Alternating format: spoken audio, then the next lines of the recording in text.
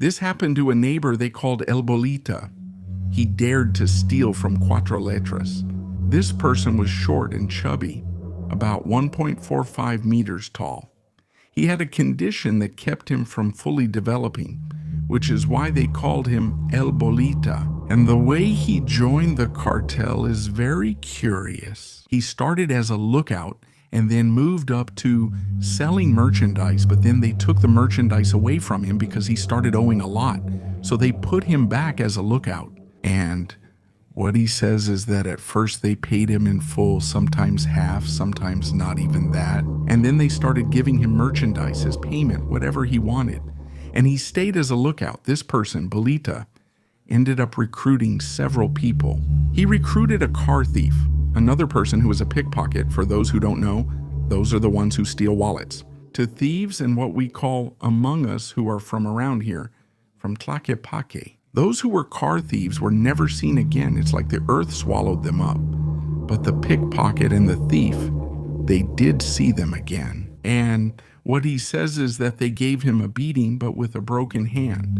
And that if they saw them doing the same thing again, then they would disappear too. And, well, this person, Bolita, when I asked him how he got in, what he told me was that someone recruited him. And it seemed like he had his boss. But that was all bullshit, because the supposed boss he had, just like the song says, was the lackey of the real boss. And Bolita had his spot, his place, so you understand me. And what happened is that Bolita, along with another person, staged a fake robbery. And when Cuatro Letras comes to ask him what happened to the merchandise, what Bolita says is that the cops showed up and took it from him. And they believed him. Because it's well known that when the cops show up, they take the merchandise and settle things with a bribe. It happens a second time. He fakes the robbery himself again, and this time they didn't believe him, but they let it slide. Then it happens a third time, and that's when they didn't forgive him anymore. They gave him a good beating and told him he'd have to pay for it with his work. He had a big debt pending with those people, and they took away his position to put him back as a lookout. And that's when what I mentioned before happened, when he put in the people I mentioned. For example, he even put in a bike thief who always carried bolt cutters to break locks and a pickpocket. For example, that guy would go to Jalisco Stadium and walk through the crowd during a Chivas versus Atlas match. And he had such skill with his hands that he could open wallets, take out the cash, close them. And he was so bold that he would even put them back and you wouldn't even notice. And when talking with Bolita, he said that if Cuatro Letras didn't pay him for the same merchandise they gave him, he would resell it because he had to make a living somehow. And then comes the moment with Cuatro Letras for the sale to see who was acting as a traitor. And they easily saw that Bolita was there because it also happened that the cartel would reward you for turning someone in. They give you some money, not much, but they also give you something extra, merchandise for your own use.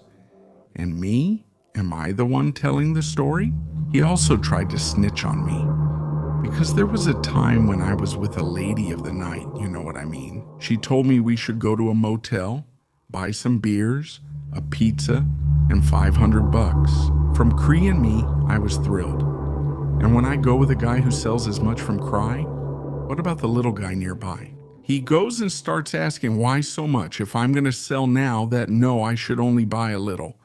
And even after explaining it to him in the simplest way, in the end, he didn't believe me. And I noticed that for a month he started following me because I saw him outside my house from the balcony and he would pass near my house. He would leave on foot and then come back on a motorcycle, even in the early mornings. I often ran into him face to face. When I asked if he needed anything, he'd just say no, just passing by. The police were around there and he would hide near my house between the cars, and even my neighbors started to notice it. And this guy had 10 siblings, 7 brothers, and 3 sisters. He was the youngest, and they're really tough because one of them would say that if anything happened to his brother, everyone in that area would die. Well, there are a ton of them, of course they'd say that. And then one day, because it happened during the day, a neighbor from Bolita walks by and greets me. And while we're talking, 2 police cars speed by like crazy. And it turns out that this neighbor who was in a neighborhood group saw the messages where they said a neighbor had been executed. At that moment, it didn't say who it was, but it turned out to be Bolita. Did they shoot him 5 times? They didn't even wait for it to get dark. They ran away crossing the bridge over a canal, and it didn't take long for them to show up. His brothers still got there and hugged him while he was lying there. One of them was already taking off his shirt, boxing and shadow boxing, saying he was going to kill the one who did it, his brother. The neighbors were really fired up, already shouting that no, they're going to see right now. By the time they arrived, police had already cordoned off the area and even wanted to confront them. There was a cop there shouting, "No, wait, I didn't mess with your brother. If I find the hitmen, I'll bring them to you, and then you can do what you want."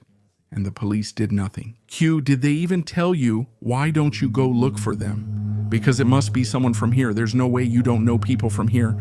Someone from the 4 letters. And what if it was a neighbor from there who snitched on Karma Bolita?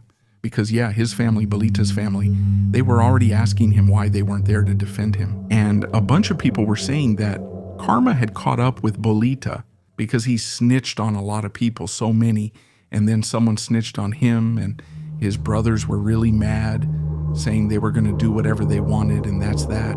It took about 2 days for them to receive the body, and they held the wake elsewhere, very discreetly. Bolita received no training and lasted only about 8 or 9 months, not even making it a full year. Another thing that happened was that Bolita would sometimes point fingers at people who had nothing to do with it. Because I got to meet a guy who had been picked up, supposedly because he was selling, but he managed to explain that he wasn't selling. And they explained to him that Bolita was pointing fingers at him.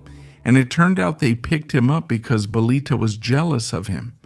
It turns out that Bolita, the one who had been picked up, they just dropped him off where they found him. They didn't do anything to him. But was he malicious? Because there was a lady who was moving, and Bolita, being helpful, helped her a little, but then Bolita just disappeared like that. And this lady who was moving said, well, tomorrow when we see him, we'll give him some money. And Bolita, just to be mean, he saw a damn scorpion and threw it through the window.